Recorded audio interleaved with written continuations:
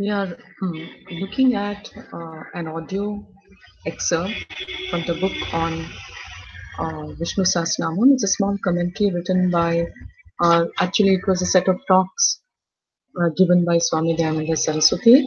And the book is a very beautiful book. And I thought, let me, start this making a small excerpts from this book. So here is the book. Yesterday we did one session, but the audio was not good. I hope this will be a little bit better. Now we move on, and this is the introduction part. After this, I stop the video, and it's just going to be audio from now on.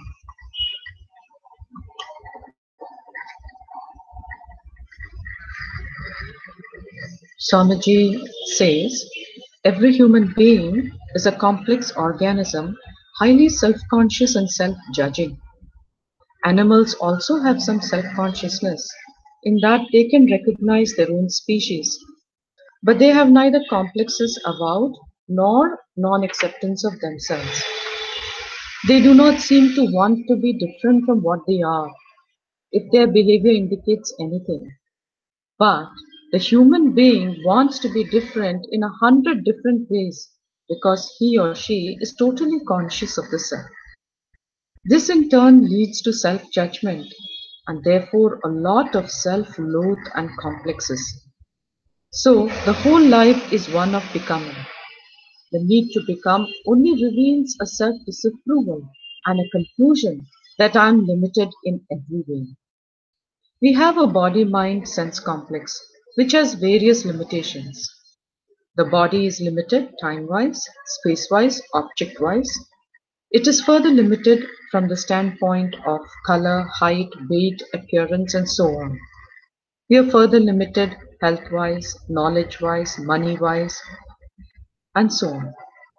Therefore, in whichever way we look at ourselves, we are not acceptable to ourselves. This self-disapproval and non-acceptance cannot be got rid of by mere positive thinking. If at all positive thinking does something, it is to change one's wrong thinking. There is another fact about ourselves that forms the basis of our struggle. Here is a person who has never tasted coffee, and now he tastes his first cup of coffee. He cannot make any judgment because he does not have a norm, a basis for it. He should taste varieties of coffee from various places, and then he would have a norm. Then the look, flavor, etc. will tell him all about the coffee because now he has a norm, a standard for coffee. So too, one should have a norm, a basis to judge oneself, to say that this way I am not acceptable to myself. How do we get the norm? We get a norm whenever we have a moment of joy. Everyone gets these moments of joy all through one's life, and none is denied this experience. The happiness is the same, even if the means are different. Situations and experiences may be different, but the happiness is the same. So too, the sources of dukkha, sorrow may be different, but the unhappiness is the same. A Swami is unhappy because he lost a kamandalu and it was imported. A businessman lost his money in stocks, while another person lost his kingdom. All are equally unhappy, though the causes are different. Now each got back whatever he lost, and now their joy is more or less the same. The means leading to unhappiness may be different, but unhappiness as such is the same. Similarly, the means of arriving at happiness may be different and varied, but happiness as such is always the same. Be it happiness born of knowledge, Vidyananda, or happiness born of the sensory enjoyment of objects, Vishayananda, or happiness born of various ways of dealing with the mind, Yogananda, the happiness is the same. Degrees of happiness may be there, but that one is happy is the same. What is happiness? Happiness is that which is experienced when one is happy. There are various means employed to achieve happiness. Is happiness something that can be objectified? Looking at the stars may have made one happy, but in fact, in happiness, there is no object involved, nor can happiness itself be objectified. When one sees a flower, then the seer of the flower is the subject, and the seen flower is the object. So there is a subject object relationship. This subject object relationship is there with reference to everything that we objectify. Objects in the world are many and varied. Sounds are many and varied. Forms of touch are many and varied. Forms and colors are also many and varied. Tastes are many and varied, and so too smell. Things presumed and inferred are many and varied. Things that are believed to exist are also many and varied. All these objects are objectified by you, the subject. But when one is happy, does one relate to happiness as the subject for whom the object is happiness? No, we say this flower, this pot, but we do not say this happiness because happiness is not centered on any object, but it is centered on I. Hence we say, I am happy. So there is a zero relationship. That is, there is no subject object relationship. Even though a particular object might have been a kind of cause for happiness, still there is no object involved. So the fact that I am happy is known to me. This becomes the basis of all the disapprovals and struggles in life because this is what I want to be. I want to be happy. It's like a musician who sings in a concert. You enjoyed the music and then you go to congratulate him on his wonderful performance. But he is apologetic and says, I didn't do well. According to him, he did not do well. But according to you, he did very well. He is unhappy with his performance because he knows his height, the octave that he can normally reach but could not. Therefore, he is not satisfied. Thus, there is a norm for each, and this is the truth about ourselves also. All our wants, judgments, complexes, anxieties, concerns, and all other issues resolve in a moment of joy. It does not wait for desires to get fulfilled. If all the desires have to be fulfilled to get that moment to be happy, then it will never be possible to be happy. There are different kinds of desires. There are desires wherein one says, I wish I had done this. I wish I had not done this. Thus, there is always this guilt. How is it that I did the wrong thing? How is it that I did not do the right thing? This conflict is always there. With reference to the behavior of others also. Desires are there, wishing that others would behave differently. Then, with reference to the political status of a country, with reference to the economic situation of the country, there are always desires which remain unfulfilled.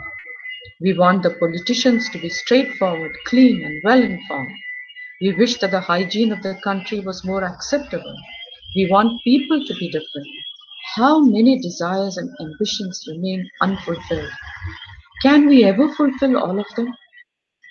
All the unfulfilled desires give one a personality with certain angularities and almost predictable behavior patterns. Every child knows what to tell and what to not to tell its father because it knows that he has an emotionally predictable behavioral pattern. But in spite of all these desires being unfulfilled, one can still have a moment of happiness and have a hearty laugh. Now listen to this. Why is a mother-in-law like a standard battery? Because she can go on and on and on. Now all of you laughed, revealing the freshness of a child. What was the desire that you fulfill now so as to laugh? Nothing. That means to be happy, it takes only you because it is centered on you. This is exactly what you are, and hence this is what you want to be. So the whole pursuit in life is searching for the happy person that is you. The Vedas say that the moment of happiness that one experiences in life is the basis for you to judge yourself as being acceptable or not acceptable. Therefore, Atmavid Shokam Tarate, the one who knows oneself crosses sorrow. To know oneself, to understand all about oneself, one has to find one's place in the scheme of things. You are an individual in the scheme of things, which is the world. The world means the society, the country, and everything else that is immediately in front of you. This is the scheme in which one finds oneself. The scheme of things implies that which is given. The body is given, the mind is given, senses are given, contemporary society is given, and you have to deal with all of them. The entire scheme of things is given with a variety of possibilities. But even the possibilities are not known to you now. In the wake of better data, you will discover more possibilities. It is all given. If all this is given, then naturally there must be a giver. Now, let us call that giver Ishvara. Without understanding Ishvara the giver and the relationship between him and the world that is given, as well as you will not be able to fit into the scheme of things with ease. The given includes your body, mind, sense complex.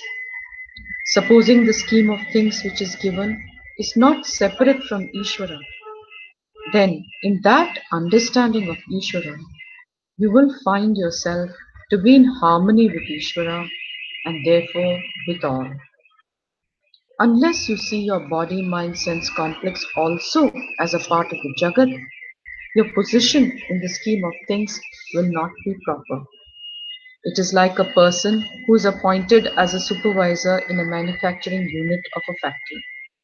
He cannot start working on the very day that he is appointed because it is a supervisory job and he has to discover himself as a supervisor. Who are the people he should supervise? Who are the people to whom he should report?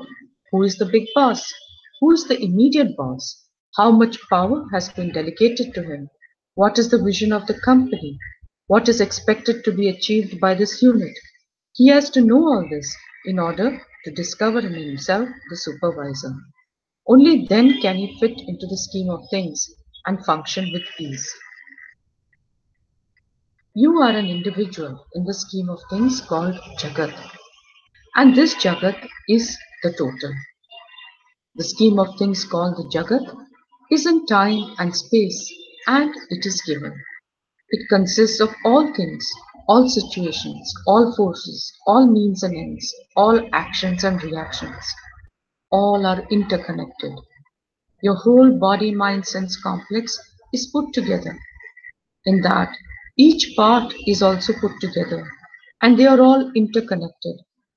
Even cells are put together, and every organ is also put together. The external world is also put together. The seed, the tree, and so on are all put together. The seed has enough nourishment to bring forth a tree. Thus, you can see that it is not only put together, but also intelligently put together. Anything intelligently put together to serve a purpose is preceded by knowledge. Without that knowledge, it cannot be put together. The function is already visualized. For instance, the function of the kidney cells. What is their function?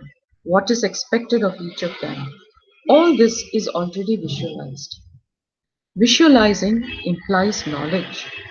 Therefore, Knowledge must precede anything that is intelligently put together, and that knowledge must necessarily abide in a conscious being. Whatever is intelligently put together is called creation, and there must necessarily be a conscious being behind every creation with the necessary knowledge. The world, that is the scheme of things, is created because it is intelligently put together. So conscious being is to be assumed to be behind the entire created world. We understand that this being should have existed when the world was intelligently put together, and it is still existent because the intelligently put together creation still continues to exist.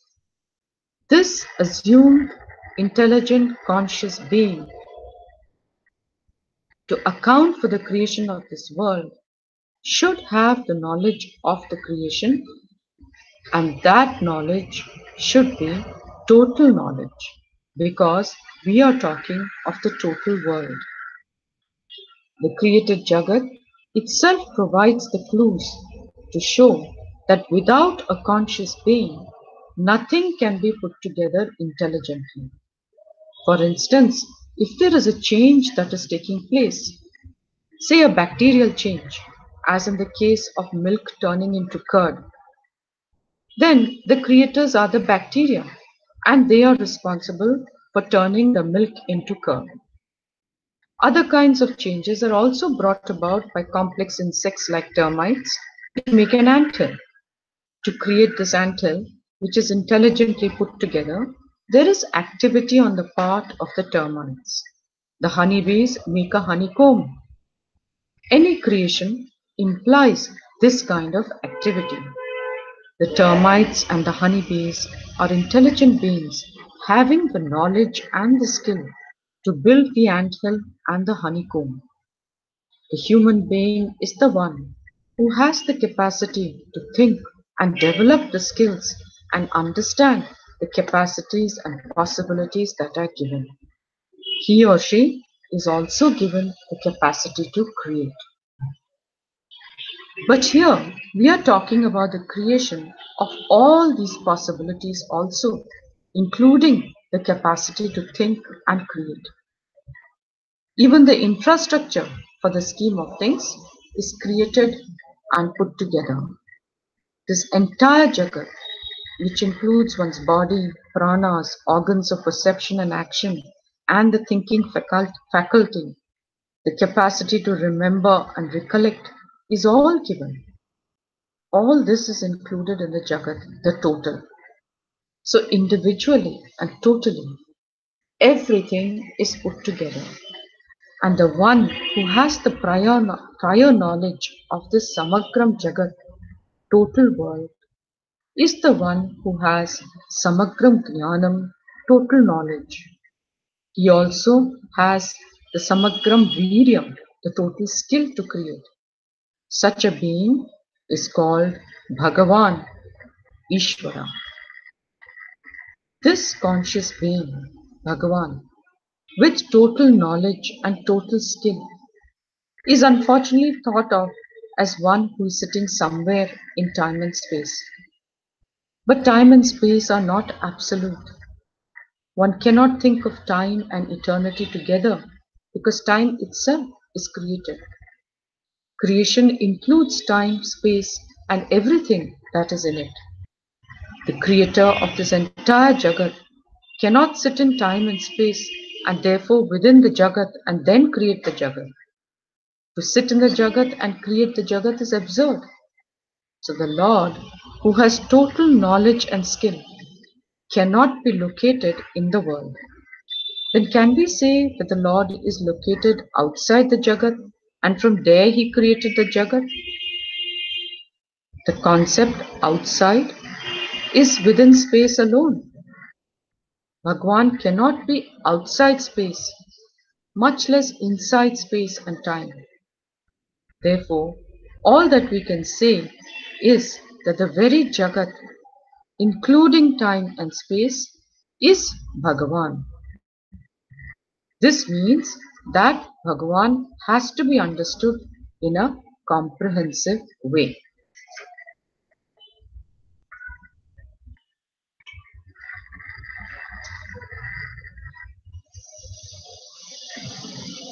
With this, we end today's excerpt and we will continue tomorrow with the rest. Om Tat Sat.